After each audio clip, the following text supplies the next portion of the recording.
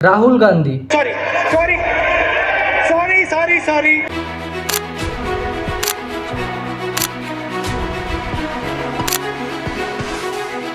Rahul Gandhi India के most successful political family से belong करते हैं। नेहरू जी देश के पहले प्रधानमंत्री थे। फिर इंदिरा गांधी देश की पहली महिला प्रधानमंत्री।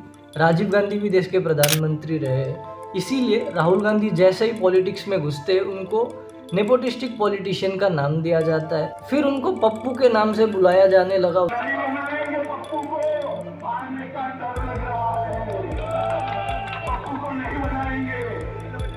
उनका बहुत ही मजाक उड़ाया जाता था। शायद ही देश का कोई भी एक ऐसा मीम पेज होगा जिसने राहुल गांधी का मीम नहीं बनाया हो। लेकिन ऐसा भी नहीं है कि राहुल गांधी के ऊपर ये पप्पू वाला टैग जबरदस्ती थोपा गया था। राहुल गांधी पहले खुद को सही ढंग से एक्सप्रेस नहीं कर पाते थे। स्पीचेस में अटकते थे, फंबल करते थे, इधर के फैक्ट्स को उधर करके बताते थे। स्पीचेस देते समय काफ़ी अंडर कॉन्फिडेंट लगते थे। इन्हीं सब कारणों के कारण जनता उनको सीरियसली नहीं लेती थी, जिसके कारण उनके पॉलिटिकल इमेज में बहुत ही गंदा असर पड़ता है। आपके अंदर मेरे लिए नफरत है, आपके अंदर मेरे लिए गुस्सा है, आपके लिए मैं पप्पू हूँ, आपके लिए मैं अलग अलग गाली दे सकते हो। अब देखो, बात काफ़ी सीधा और साफ है। पॉलिटिक्स में लीडर चाहे काफ़ी ज़्यादा एजुकेटेड हो या फिर ठीक ठाक पढ़ा लिखा हो, वो उतना मैटर नहीं करता। एक्चुअल में मैटर क्या करता है, वो आदमी खुद को कैसे एक्सप्रेस करता है, वो आदमी कैसे भाषण देता है, वो आदमी कैसे लोगों को अट्रैक्ट करता है, कैसे लोगों के अंदर ये फील करा पाएगा कि हाँ यही आदमी सही है, इसको वोट देंगे, तभी इलेक्शन पे अच्छा रिजल्ट मिलता है। लेकिन कहते हैं कि समय का सबसे ज़बरदस्त चीज़ ये है कि वो बदलता है। ठीक उसी प्रकार से वही राहुल गांधी जिसको पहले पप्पू कहा जाता था, जिनका मजाक उड़ाया जाता था, आज उसी राहुल गांधी को एक स्ट्रॉन्ग लीडर ऑफ अपोजिशन कहा जाता है। जिस तरीके से वो सरकार के ऊपर सवाल उठाते हैं या फिर अपना पॉइंट्स वगैरह रखते हैं, उस चीज़ों के लिए उनको काफ़ी ज़्यादा अप्रिशिएट किया जा रहा है। तो चलिए आगे वीडियो में समझते हैं राहुल गांधी के पप्पू से लेकर एक स्ट्रॉन्ग लीडर ऑफ अपोजिशन तक की बातें। राहुल गांधी का जन्म 1970 में हुआ था। जन्म भी ऐसा फैमिली में होता है, आगे चल के राहुल गांधी चाह के भी खुद को पॉलिटिक्स से अलग नहीं रख पाते। उनका अर्ली एजुकेशन दिल्ली के प्रेस्टिजियस स्कूल डूम में हुआ, लेकिन उनके ग्रैंड मदर यानी कि इंदिरा गांधी के असैसिनेशन के बाद सिक्योरिटी रीजंस के कारण उनको आगे की पढ़ाई घर से ही करना पड़ता है। फिर हायर एजुकेशन के लिए हार्वर्ड यूनिवर्सिटी में जाते, लेकिन फादर के असैसिनेशन के बाद फिर से सिक्योरिटी कंसर्न्स के कारण उनको वहाँ से ट्रांसफ़र लेना पड़ता है। ट्रांसफ़र लेके वो फ्लोरिडा के रॉलिंस कॉलेज जाते हैं और 1994 को वहाँ से बैचलर ऑफ आर्ट्स करते हैं। फिर 1995 को Trinity college university of Cambridge से डेवलपमेंट स्टडीज़ में एमफिल की डिग्री हासिल करते हैं। अब आते हैं उनके पॉलिटिकल जर्नी के शुरुआत में। 2004 में राहुल गांधी पहली बार अमेठी से चुनाव लड़ते हैं। राहुल गांधी को वहां से बहुत ही ज़्यादा सहानुभूति मिलता है और बहुत ही अच्छा सपोर्ट भी मिलता है, जिसके कारण वो इलेक्शन जीत जाते हैं। फिर धीरे धीरे उनके ऊपर कांग्रेस में जिम्मेदारी सौंपी जाती है। 2007 में कांग्रेस के जनरल सेक्रेटरी बनाए जाते। फिर 2013 में vice president of Indian national Congress बनाया जाता है।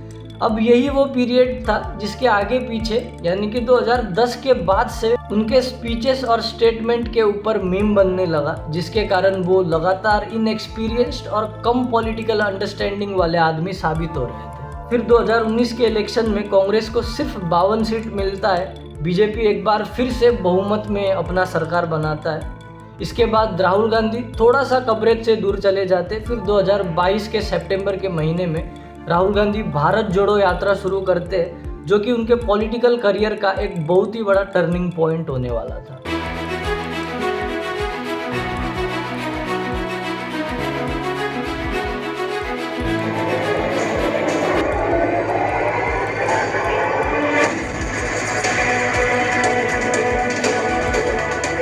Absolutely accelerating experience. इतने लोग आपके जुड़ना चाह रहे हैं, आम लोग आ रहे हैं, बच्चे यंग पीपल आ रहे हैं, जिस तरीके से लोग जुड़ रहे हैं, जो ऊर्जा है इस यात्रा की वो आपको हर थकान, डिस्टेंस सब कुछ भुला देता है। यात्रा 7 सितंबर को कन्याकुमारी से शुरू होता है, फिर 30 जनवरी 2023 को श्रीनगर में पहुंचता है, जिसके बाद धीरे धीरे पप्पू वाला इमेज बदलने लगता है। यात्रा में गर्मी, बारिश, ठंडा सब कुछ झेलकर राहुल गांधी पैदल चल रहे थे, जिसको देखकर लोगों को राहुल गांधी का एक दूसरा साइड दिखता है। यात्रा के दौरान वो हर किस्म के लोगों से मिलते हैं, स्टूडेंट्स हो या फिर किसान, मजदूर, बच्चे, हर किसी से मिलके वो हर किसी से बात करने लग जाते हैं। और साथ ही उन दिनों उनको मीडिया कवरेज भी बहुत ही अच्छा मिल रहा था।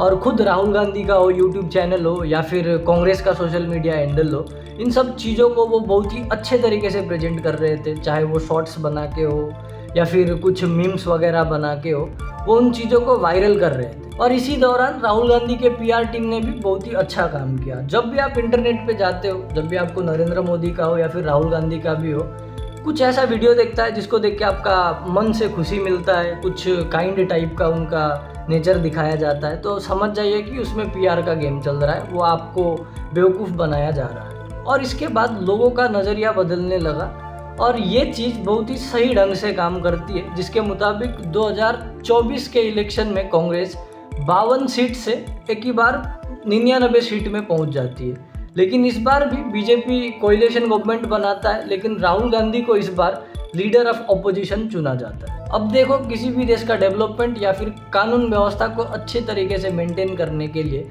सरकार स्ट्रांग होना जितना इम्पोर्टेंट है, उतना ही इम्पोर्टेंट लीडर ऑफ ऑपोजिशन का होना भी जरूरी है। वरना फिर सरकार मनमानी करने लग जाता है। सरकार जो भी फैसला लेता है, जो भी बिल्स वगैरह निकालता है, उन चीज़ों पे सवाल करने के लिए एक स्ट्रांग लीडर ऑफ ऑपोजिशन का होना बहुत ही जरूरी है। फिर इसके बाद से राहुल गांधी में इम्प्रूवमेंट दिखता है। सरकार से कॉन्फिडेंट होकर सवाल पूछने लग जाते हैं, सही और स्मार्ट टॉपिक्स चुन के उन चीज़ों पे बात करते हैं, जैसे कि दिल्ली पॉल्यूशन हुआ, यमुना पॉल्यूशन हुआ। केजरीवाल जी ने कहा था कि यमुना में डुबकी लेंगे।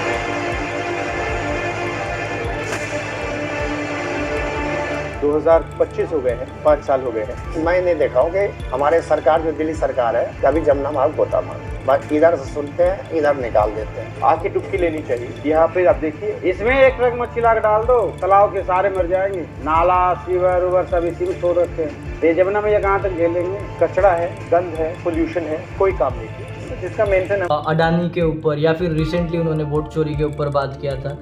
अदानी जी और प्रधानमंत्री का रिश्ता क्या है?